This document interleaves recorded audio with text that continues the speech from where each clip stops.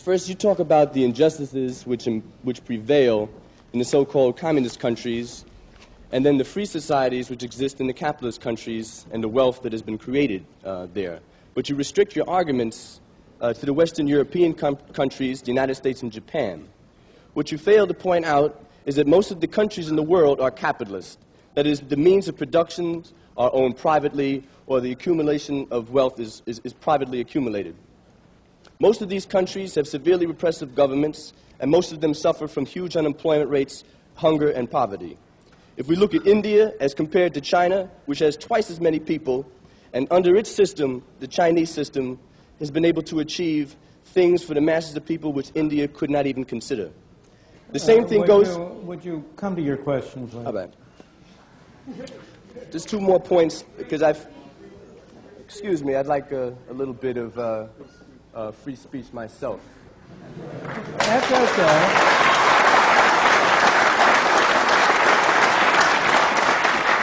We don't want to deny you free speech. We just want to have as many people as possible. Thank you very much. And I think I agree with you, so let me finish. Sure. All right. The problem which a lot of us feel is, first, you did not mention, in terms of the countries you were pinpointing, such barbarous countries as South Africa and Zimbabwe.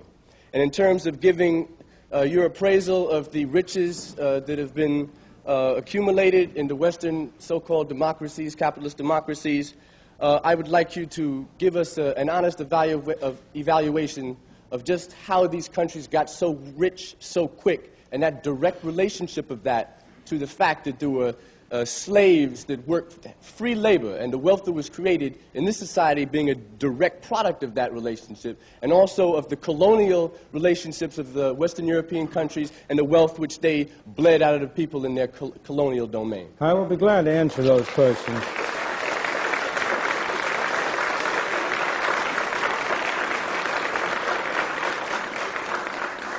First of all, there's a sense in which every country in the world is capitalist.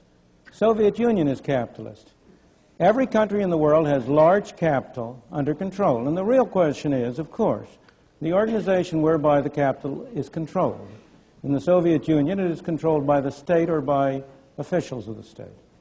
In the second place, I have been talking for an hour. I would like to talk to you for 10 hours. In a full discussion, I would certainly agree with you that capitalism is not a sufficient condition for freedom.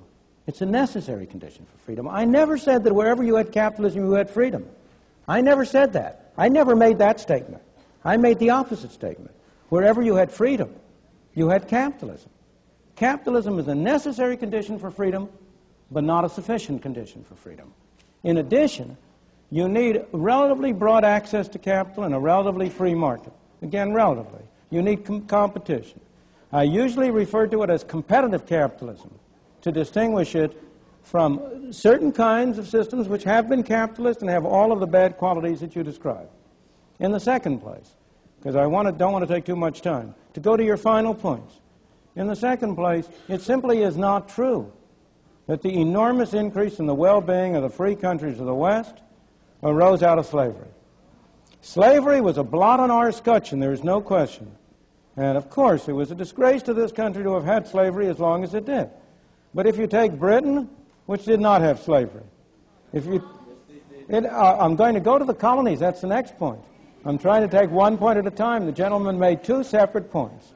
One had to do with slavery, and one had to do with colonies. Britain did not have slaves. Japan did not have slaves in the 100 years since the Meiji Restoration. Hong Kong today does not have slaves.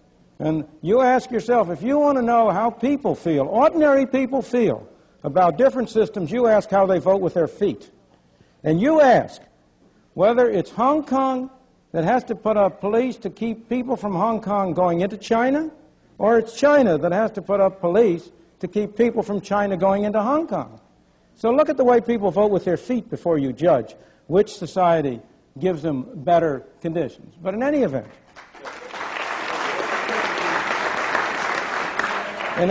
let me go to the final point of colonies. In the first place, it's not true that the wealth or the benefits of the West derive from exploiting the colonies. The facts are against you. The reason why you say that is because it is so hard for people to get out of the notion that life is a zero-sum game. They think if one man benefits, another must lose.